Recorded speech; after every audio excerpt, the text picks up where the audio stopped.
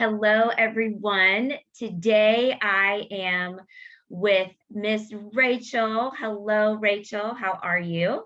I'm so good. Thank you so much for having me. Well, welcome to Coach Krisler's Convos. And I would love to get into your health journey. But first, can you share who you are and where you are at and what you do? Awesome. Well, thank you so much for having me. It's such a pleasure meeting with like-minded people that we can work together with. Um, my name is Rachel Lisle. I'm a nurse practitioner in Texas, specifically the DFW area. Um, I've grown up in this area my whole life. So I have like a really amazing community base here. I grew up here, my family's here. I worked here. So I service everyone in the state of Texas, but specifically DFW area. Um, I have an online telehealth business. It's Rachel Lisle Wellness. And my focus is really on functional medicine. And specifically, I have a great interest in hormones and thyroid and really just reversing any type of chronic illness because hopefully with digging and talking and listening to people's stories, we can uncover some things and reverse it. Yeah, that's awesome. So that's what functional medicine is all about is that deep dive, that investigation, that bloodhound type digging Yes. into a person's background and current circumstances. So that's awesome. And so I know so many people are going to benefit from working with you. So tell me a little bit about how you got into the wellness space in terms of being a nurse practitioner, but also functional medicine. Yes, so it's so interesting. I I started out always wanting to be in healthcare. I just loved it. I actually really liked animals, and I initially, Ooh. like growing up, always wanted to be a veterinarian. So I've loved health. I've loved the body. I've loved taking care of people and animals. And just through, high school, it just led me into nursing. I've always been so interested, even in middle school and high school, with food and how it Mhm. affects your body.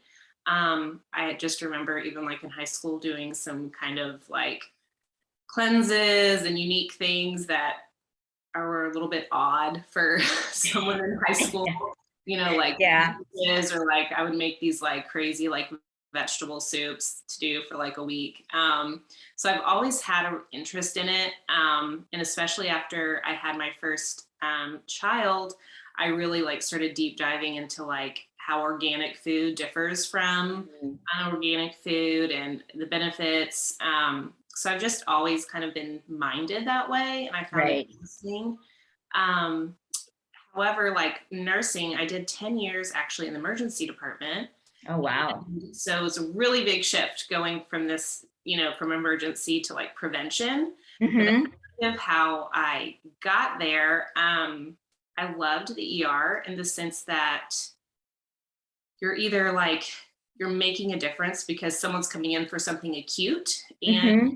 you are fixing it so that they can go home. Like, okay, you're not going to lose your arm today, or Right. you're having a heart attack. We're getting you to the right place. So really, just that sense of like accomplishment of like, whoa, we really made a difference in someone. Yeah.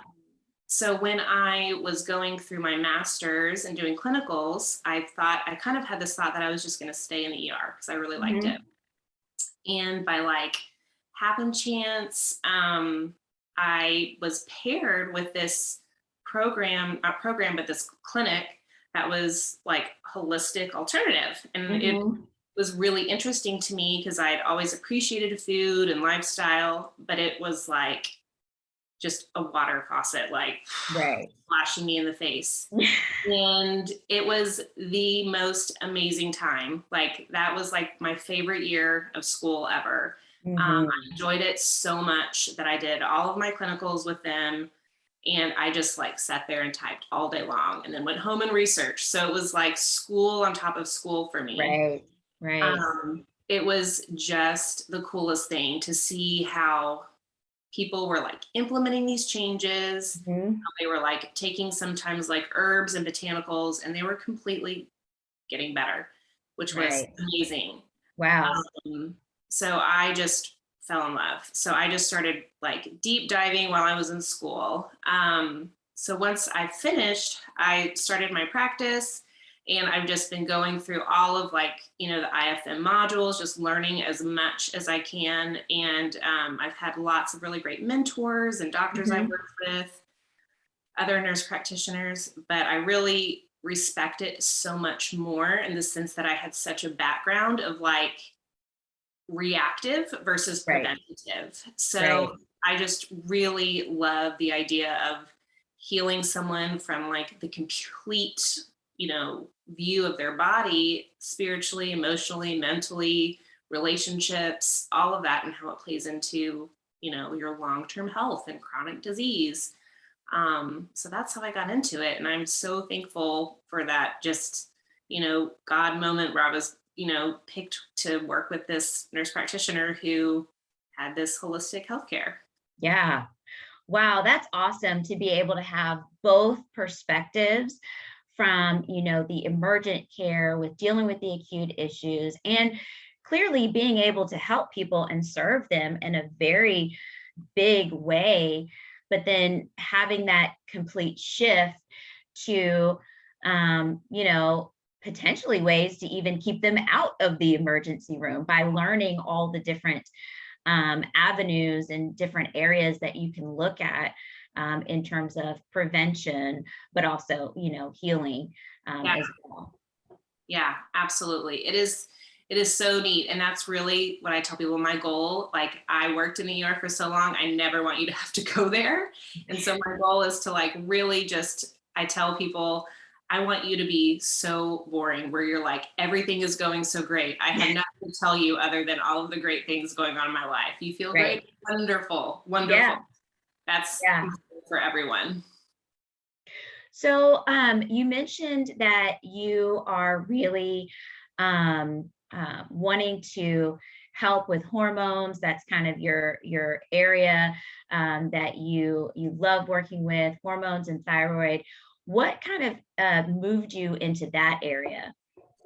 Um, Really, it's just part of it's been the rise of the incidence of hormone and thyroid prevalence. And Hmm. you look at it through the functional mindset, there is so many environmental things that play a part in it, which Yeah. is why it's so prevalent. So, from the prevention standpoint, it's really educating people like, hey, these are endocrine disruptors. It's really important that you just take care of your body in this way so that you're keeping those organs, functioning to their utmost potential. Hmm. And then if there is dysfunction, let's address it, maybe improve it, and then obviously still work on those prevention things so that it won't get worse over time. Hmm. So it's both just interest in it, but also just because of prevalence right Hmm. now, just with environment. Um, yeah. And in your practice, are you dealing more with women, or do you see men who have hormone issues as well? Yes, I definitely see both. I see women definitely for a lot of thyroid dysfunction, but of course men too. Testosterone is a huge, I don't want to say fad, but it's just everywhere right now. Right. Lots of men are on testosterone, and there's lots of places, that offer it. So yes, I definitely do deal with men, and there's a lot to do on both sides of it, because the same way we're talking about women and thyroid dysfunction with environment, the same thing with men, kind of going from that holistic aspect. um, Everyone is so stressed, no one's getting great Mhm. sleep, your activity level. And those are the three things that really drive those testosterone levels in men. Mhm. So when we are in this constant state of fight or flight and working long hours and under all of this pressure, it absolutely tanks, men's hormones too.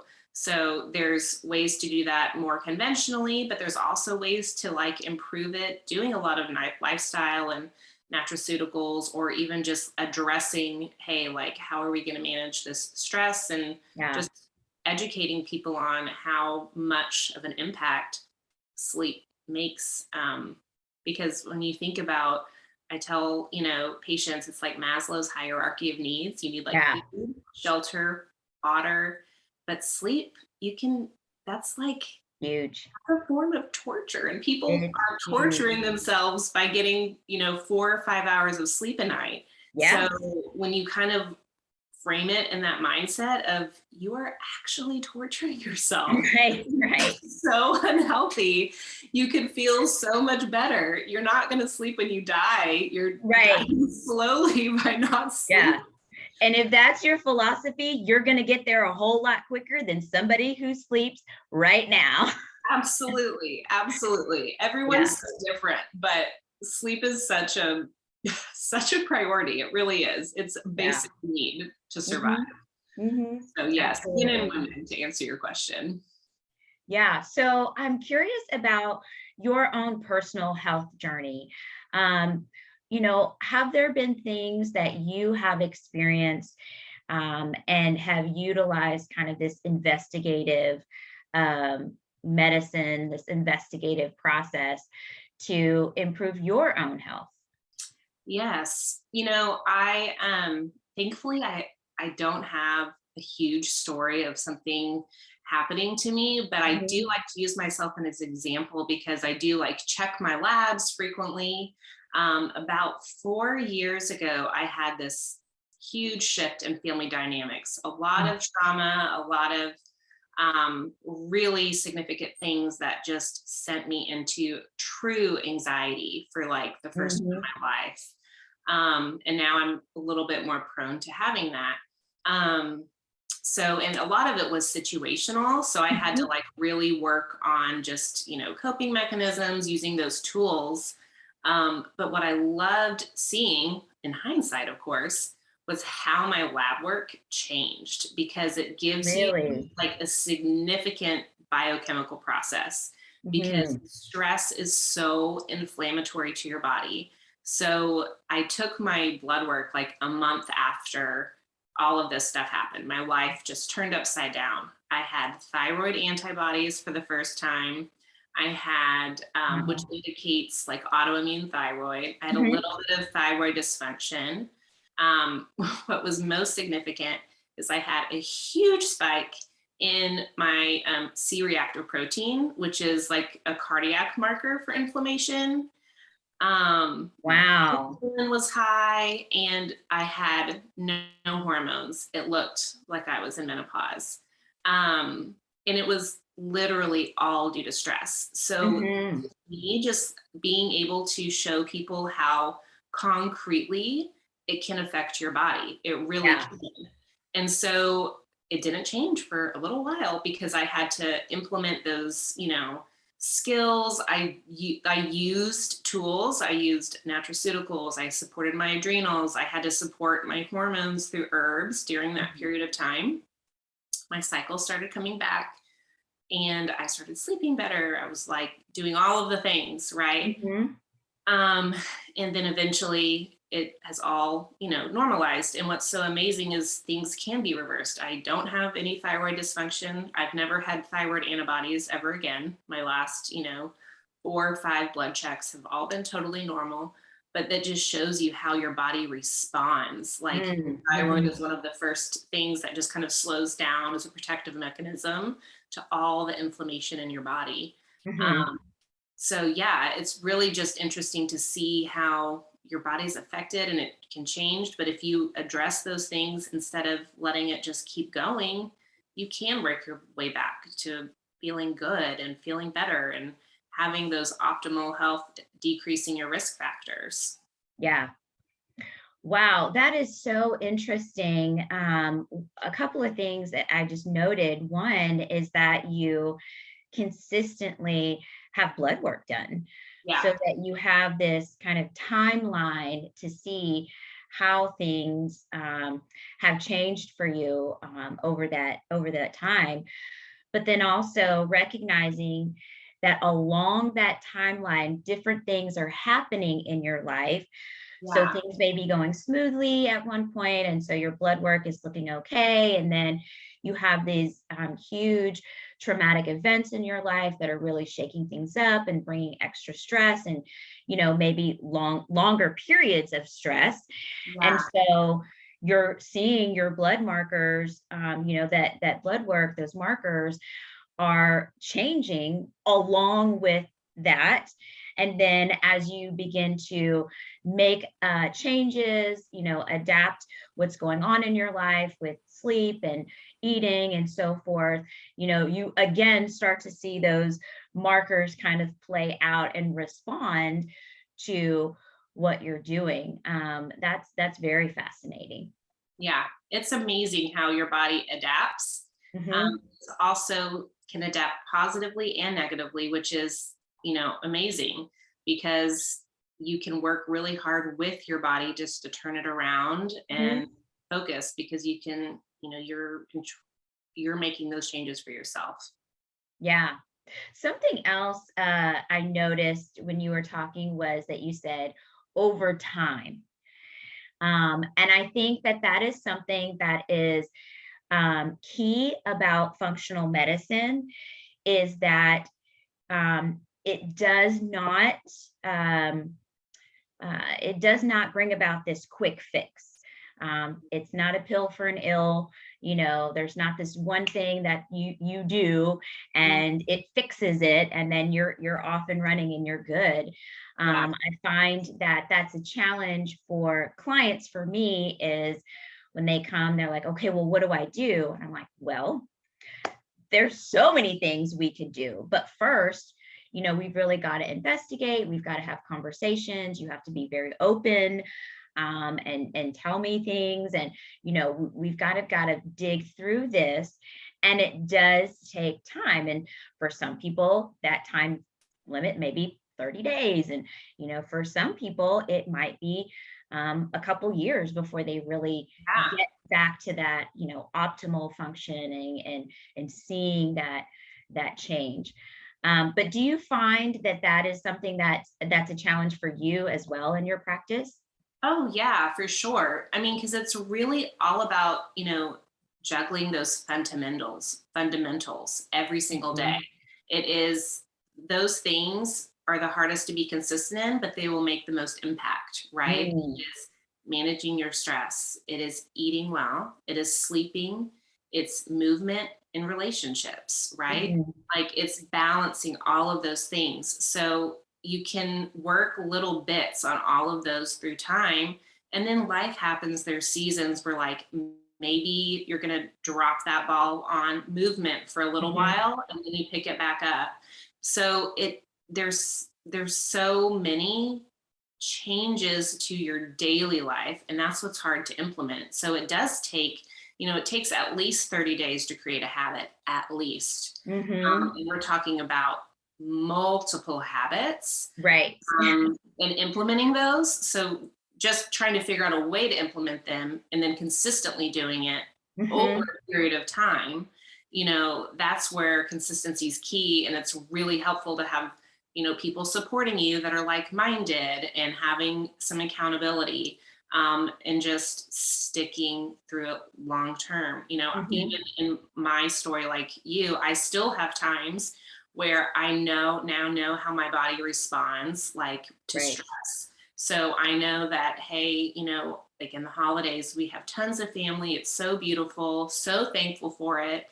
Um, but I know that I'm a little bit more anxious and a little bit more Yeah. stressed. So I Yeah. preemptively am like, I'm going to support my adrenals a little bit more right now so that Yeah. I can protect my hormones. So I think it's also just really important, like having those conversations and learning over time for patients to be their own advocate. Like, I want you to recognize what's going on in your body. We've given Mhm. you these tools. Maybe you need something right now, but in 3 months you won't. But if Right. this happens again in a year, I want you to have the tools to say, I'm so in tune with my body that I know what's going on and that you Yeah. have the tools to correct it. Yeah.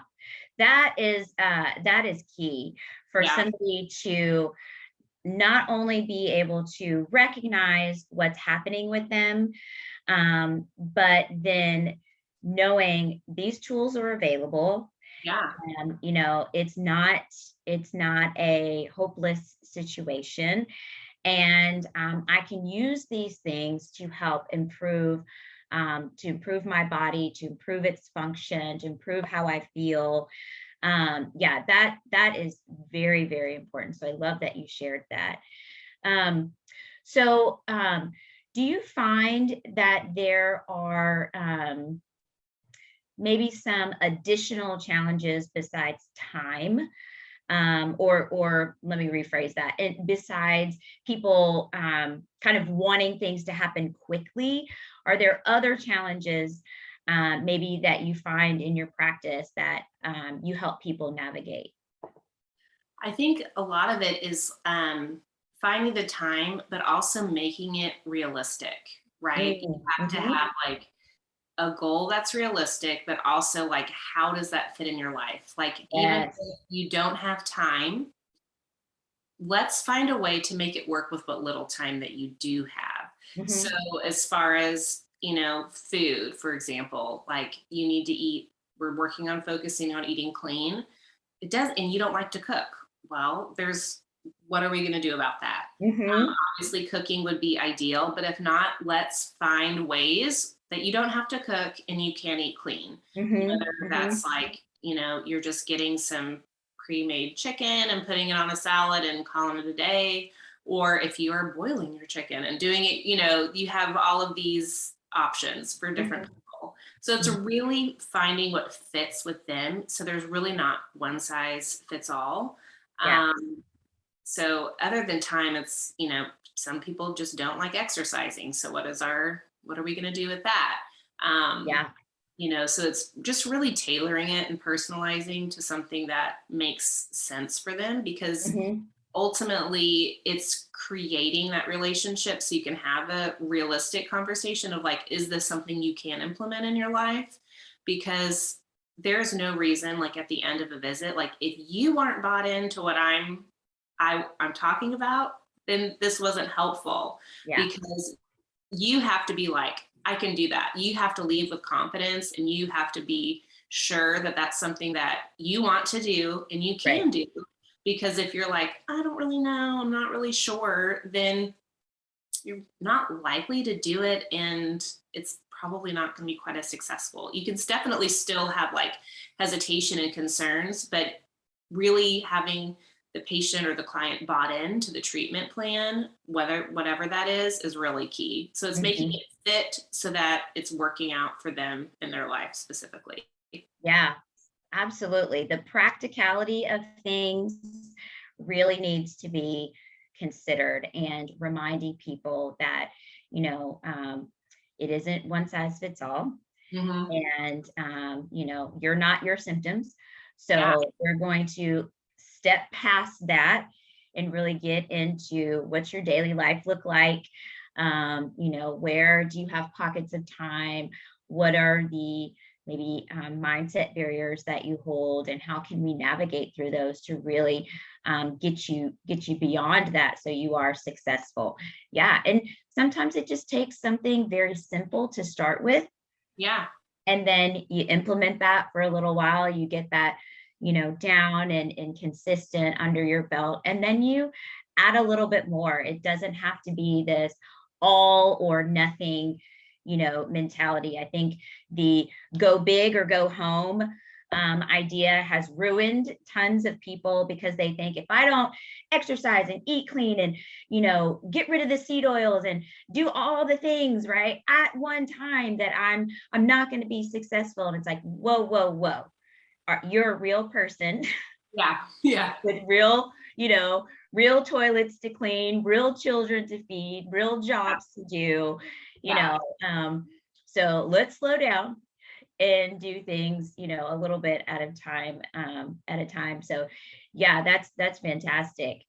So kind of as we come to a close here, I just would love to hear from you any kind of final thoughts that you maybe have for somebody out there who is like, this all sounds really good and all, but right, they throw that but in there, and they're like, I think I want to try it. I think this might be for me, but they're like, I'm not really sure. What would you say to them? I guess, I mean, if they weren't really sure, it's really just to say, what are you not sure about? Like, if you can make one small change and you feel even a little bit better, would it be worth it? Hmm. Just even one small change, would it be worth it? Because that's really where momentum comes from. If you can make one tiny change and you feel a little bit better, then that motivates you internally. You're like, whoa, I feel better. And then you're more open to anything. So, really, what's holding you back? And would you like to feel better? Hmm. Yeah, great question. Because I think the answer for all of us is yes. Yeah, Mhm. we definitely want to feel better. So, if anybody is, has wants to get in touch with you, or they want to maybe follow you on social media to learn more about you, how can they connect? I'm on Instagram as Rachel Lisle Wellness. And that is also my website, www.rachellylewellness.com. And I will Mhm. spell my last name. It is Lisle, not Lisle, Lisle than Sam, Le. Been doing it ever since I got married. So Rachel Lisle. Awesome. Well, you guys, I would definitely follow Miss Rachel and go to her website, check her out. She is a wealth of knowledge and a very, very kind soul, as I'm sure you probably can already tell through our conversation. So check her out and make sure you continue to keep tuning in to Coach Krisler's conversations to get all the info from all the people. And I will see you back here next time. Bye.